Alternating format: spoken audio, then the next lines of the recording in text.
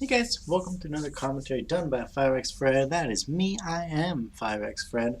It's not my real name, not my God-given name, but it is my online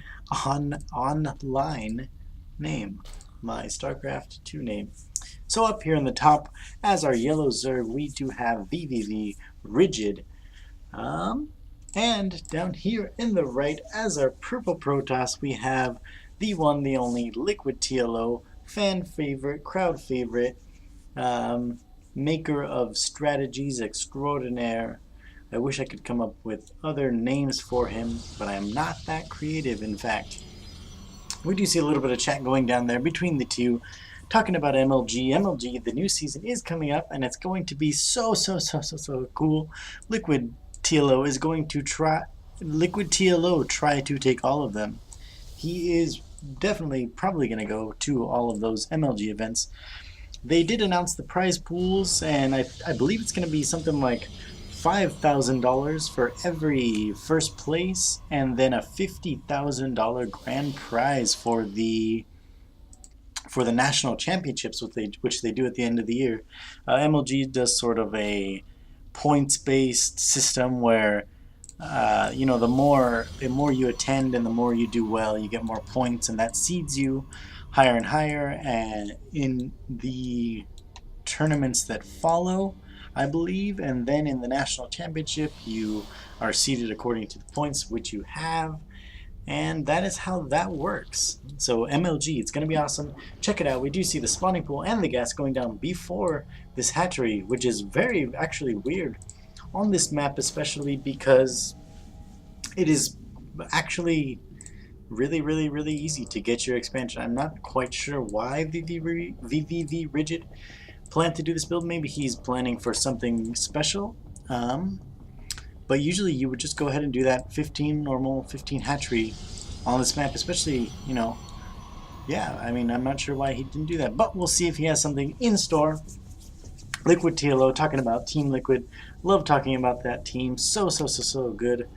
Awesome players, playing in Korea, playing over here in North America, playing on the ladder, tons, in Europe. Right now, currently, I believe they have 3 or 4 players over at the... and I'm going to, of course, forget the name of that tournament that is happening right now. Oh my goodness, I cannot remember. But there is a big tournament happening in Finland currently, and a bunch of Team Liquid players are there. I believe they all made it through their first rounds.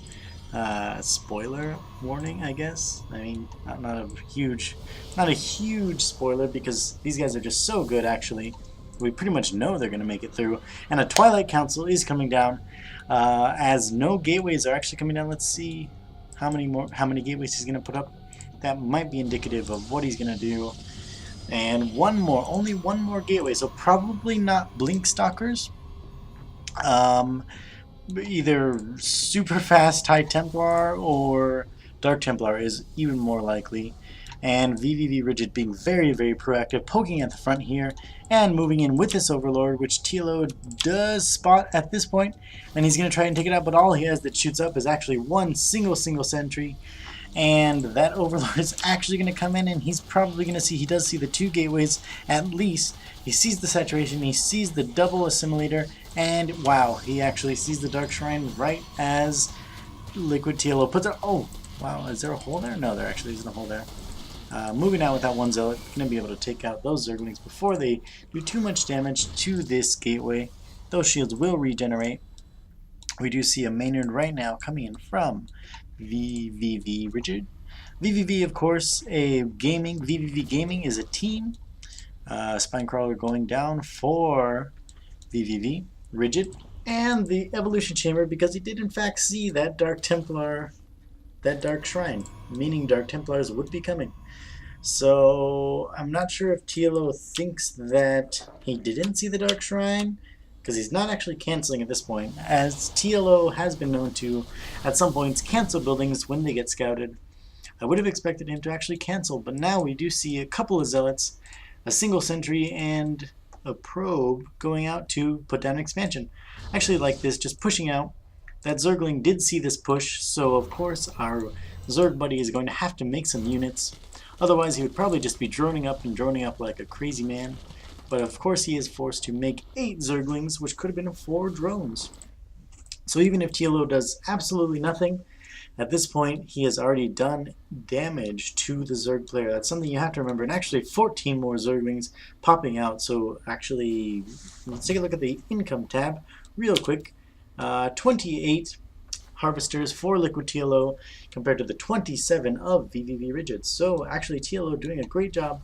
That little fake push right there is something that is so easy to do as a Protoss player against Zerg, and as a Terran it works also. Well, basically when you're against Zerg and they're not going to want to make units until they absolutely have to, they're just going to make drones until that point.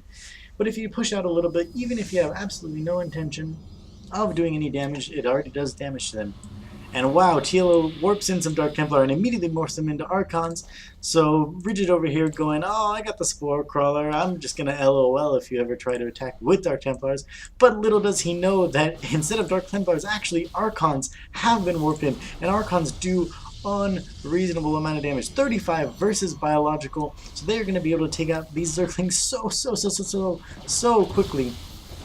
And they actually have so much life as well, 350 life, good force fields, making it so this Archon is doing so much damage to all these Zerglings, trying to get us around with these Zerglings, but really these Archons are just doing so much damage. Spinecrawler is being transfused, some Queens coming down to try and help out the fight, but these Archons just will not die. Also, a Dark Templar is coming in right here, doing so much damage, 45 damage with those Warp Blades, and one Archon looks like it is going to be taken out. No, he's microed back with 34 health, and it looks like this little attack is just doing so much damage to vVvRigid, and he is going to try and counterattack, I suppose. Oh, he's going to try and take out that one Archon, which he knew was down at very low life because they start regenerating those shields, and then that is just, they're almost entirely shields. 350 shields and just 10 actual hit points. So once they start regenerating those hit points, then it is not a good thing. And meanwhile, back at home in TLO's base, we do see that this expansion has gone down. It is saturated. Roaches being popped out for vVvRigid. Let's take a look at the production tab. 4 roaches on their way, as well as a ton of banelings coming in. They're going to try and do their damage to those zealots. Oh man, and a lot of them blowing up on the zealots, but a couple blowing up on the stalkers as well, and that's on the Archons rather. And that is not something that you want to do. This Archon is going to be able to go down. And it looks like vVvRigid is going to be able to clean up this army, but no, reinforcements actually coming in for LiquidTLO. Actually, it looks like he's still gonna.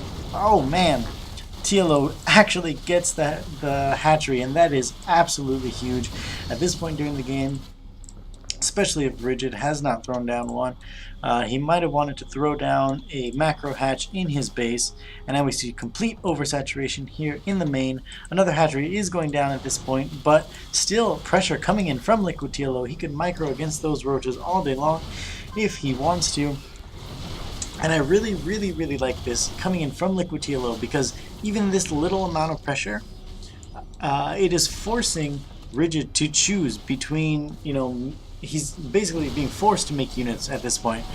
Not going to be able to have a lot of money to get upgrades, not going to be able to do any sort of teching.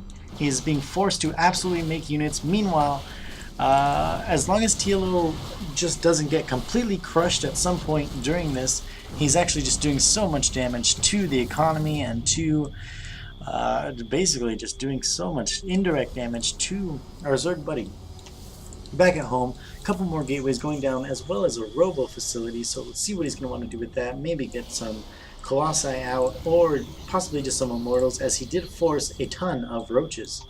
So let's see, probably a Dark Templar somewhere in the map. Nope, don't see one just yet. Do see a couple of Banelings being morphed in, as well as this Overseer being morphed in to try and ward off those Dark Templar just harassing like crazy. Probably going to transfer some probes. Actually, probably should transfer more drones than that. Actually, he's pretty much saturated at that main base, because of course TLO forced him to make so many units, and now so long as TLO actually holds this push that's coming in, that is one thing you have to remember.